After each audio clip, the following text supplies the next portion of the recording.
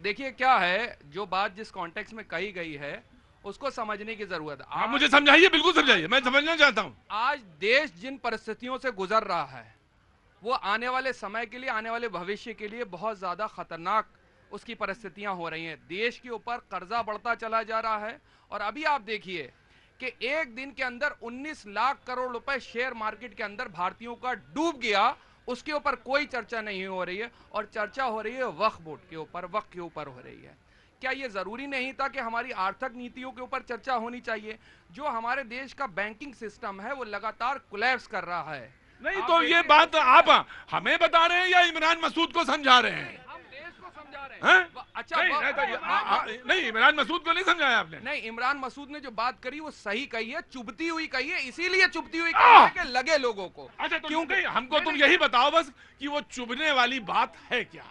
भाई हम कैसे, हम रुकिए, बैठे रुकिए, तुम आगे फिर से वो बताइए चुभने वाली बात है क्या? प्रतीक भाई, सत्य कड़वा होता है, इसीलिए लोगों को कड़वाहट मुंह में लग रही होगी, लेकिन सत्य तो यही है आज की डेट में।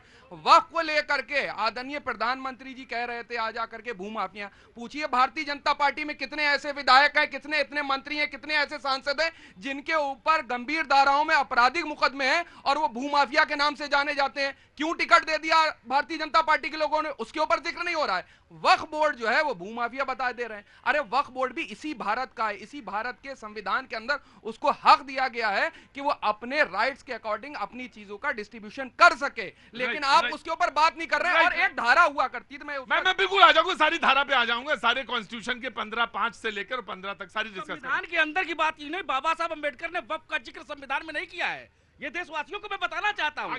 कांग्रेस ने जो संविधान में अमेंडमेंट किया वक्फ बोर्ड पर 2013 में, वो उसने संविधान से भी ऊपर बना दिया उस कानून को, वक्फ बोर्ड को। ये बाबा साहब अंबेडकर भी आज देख रहे होंगे ना, तो बाबा साहब अंबेडकर खुश हो रहे होंगे कि जिस पार्टी ने बाबा साहब अंबेडकर को एक बार नहीं 2 बार हराया था, आज वो पार्टी धूल चाट रही है।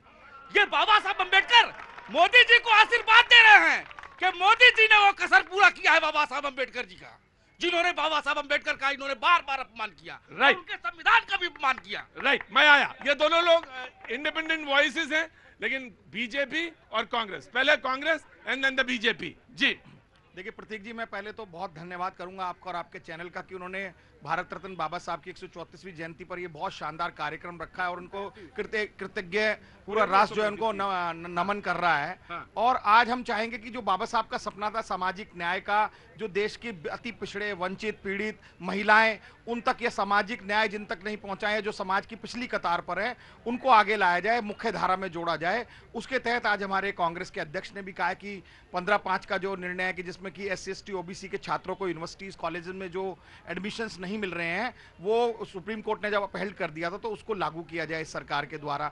1976 में इंदिरा गांधी जी ने सब प्लान का SC ST के लिए लाए थे कि बजट का जितना अकॉर्डिंग टू पॉपुलेशन हिस्सा है वो उस पर खर्च होगा, वो भारतीय जनता पार्टी ने 2015 में बंद कर दिया, वो चालू हो। इसके बाद हम जो 50% की कैप है रिजर्वेशन की, वो जैसे हमने तमिलनाडु में नहीं है ऐसे पूरे देश में लागू हो। इसके अलावा जो महिला आरक्षण बिल पिछले 2 साल से पार्लियामेंट से पास है, वो कहां पर है हम ये जानना चाहते हैं। हम चाहते हैं उन महिलाओं को 50% आधी आबादी को न्याय मिले। तो ये सब बाबा साहब के सपने थे, बाबा साहब ने जिनको संजोकर महिलाओं को, आधी आबादी को शक्ति देने का, एम्पावरमेंट करने का काम किया था। जो इमरान मसूद कह रहे हैं वो नहीं, इमरान मसूद जो कह रहे हैं कि वो मस्जिद होनी चाहिए, तो ठीक है, मस्जिद होनी चाहिए उनके लिए, उनकी इबादत करने के लिए, कब्रिस्तान। वो कह रहे हैं हमको ले आइए तो हम 1 ही घंटे के अंदर ये सब वक्फ हटा देंगे। देखिए ऐसा है कि जितनी विपक्षी पार्टियां, उनका ये नजरिया है, उनका ये कहना है कि जिस तरीके से वक्फ प्रॉपर्टीज के बारे में ये अगर उनका आज बल था तो उन्होंने इन्हें वापस तो कर दिया, लेकिन इस पर पूरा विचार विमर्श होना चाहिए था। और ऐसा इसमें कोई हो हल्ला नहीं था। ये भारतीय जनता पार्टी ने बहुत जल्दबाजी में वक्फ बिल लेके आए हैं और उनकी मंशा है कि इस तरीके के बिल अगर जो आए हैं, बहुत सारे बिल आते हैं,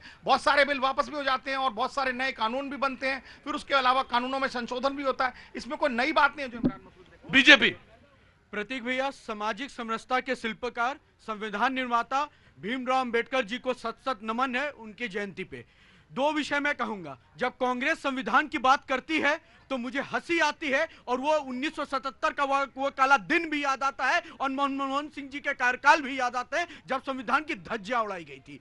आज तक क्या इस देश में किसी ने भी दीक्षा भूमि, शिक्षा भूमि, महानिवारण भूमि, चैत्य भूमि, जन्म भूमि को पंच तीर्थ के रूप में भीमराव अंबेडकर जी के आइडियोलॉजी के रूप में स्थापित किया, तो वो मोदी सरकार ने किया, मोदी जी के नेतृत्व में हुआ और हमने करके दिया। और आपने क्या दिया? चुनाव में हरवाने का काम। और कहते ये भीमराव अंबेडकर जी का सपना था। बेशक जो सपने आप बता रहे हैं उसे पूरा कर रहे हैं मोदी जी हैं, और आप तो केवल सपने देखते रहे और देखने का हक भी नहीं दिया। आज मुद्रा योजना के तहत अगर 33,000 करोड़ बिना किस्त किसी को लोन मिला है, तो 50% के तहत SC ST और OBC के लोग हैं। मुख्य धारा से हम जोड़ रहे हैं, जीवन शैली से उन्हें उठा रहे हैं, उनका विकास कर रहे हैं। अब आते हैं मसालेदार बात पे जवाद जी के, मसूद जी के। उन लोगों का तो काम है हमें ले आइए तो हम बता देंगे, ना आप आएंगे ना बता पाएंगे, क्योंकि तुष्टीकरण का चश्मा फोड़ दिए हैं जनाब। वो नहीं दिखने वाला अब देश में, वो वही होगा सनातन संस्कृति के उत्थान। तो डिबेट में कुछ काम की बातें थी और फिर उसके बाद आगे बढ़ा। जी जनाब अली, मैं आज सब बात पूछूंगा आप सभी। जी जनाब। मैं सभी देशवासियों को बाबा साहब के जन्मदिन की शुभकामनाएं, बधाइयां देना बहुत आपको भी शुभकामनाएं। महान व्यक्ति हमारे देश में जिनका जन्म हुआ और जिन्होंने हमें संविधान दिया, और आज हम गीता, कुरान, रामायण, बाइबल, गुरु ग्रंथ सब अपने घर में रखते हैं, लेकिन इस संविधान रूपी जो हमारा जीवन का, हमारे देश का ग्रंथ है, उसको हम उस महान ग्रंथ के साथ क्यों नहीं रखते अपने घरों में? रखना चाहिए, सभी को रखना चाहिए।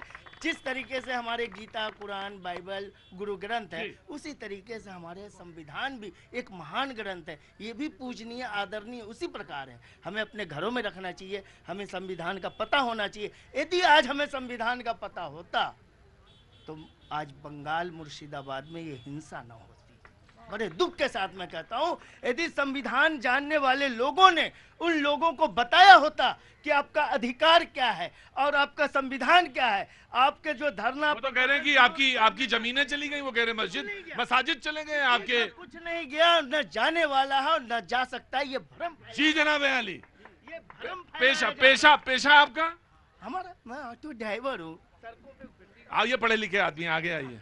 नहीं प्रतीक भाई, बहुत अच्छी बात करी हाँ। है, इसका सम्मान होना चाहिए। लेकिन हाँ। अभी हमारे ऋषभ तिवारी साहब ऐसे उछल के बता रहे थे कि बाबा साहब भीमराव अंबेडकर का सम्मान हमने करा है, हम करते हैं। तो बाबा साहब भीमराव अंबेडकर जी की आइडियोलॉजी को फॉलो करते हैं या आप सावरकर साहब की आइडियोलॉजी को फॉलो करते हैं? उस चीज में अंतर हमको बता दीजिए, क्योंकि जब आप बाबा साहब भीमराव अंबेडकर जी की आइडियोलॉजी को लेकर के चलते हैं तो आप जो है सावरकर जी की आइडियोलॉजी से पीठ फेर लेते हैं। आप दोनों को लेकर चलते, एक वो है जिन्होंने बाबा साहब भीमराव अंबेडकर के पुतले जलाए, उनके बारे में अपशब्द बोले, और यही आरएसएस के लोगों ने उनका अपमान करा, उनके पुतले जलाए, उनको रावण स्वरूपी तक इन लोग ने करार दे रखा है। आज मैं आपके चैनल के माध्यम से तुष्टीकरण, देश को तोड़ो, लोगों के चेहरे को बेनकाब कर रहा हूं। यह वही चेहरा है जो आज तक हिंदू मुस्लिम करके देश को तोड़ते रहे। अब दो वीर पुरुष को आपस में तोड़ रहे हैं। उनके देहांत के बाद उनके श्रद्धांजलि जब दी जा रही है तो दो महान पुरुषों की कलंकित ये कर रहे हैं, इतना नीचे गिर गए हैं सत्ता लोभ में। सत्ता दूर है तो ये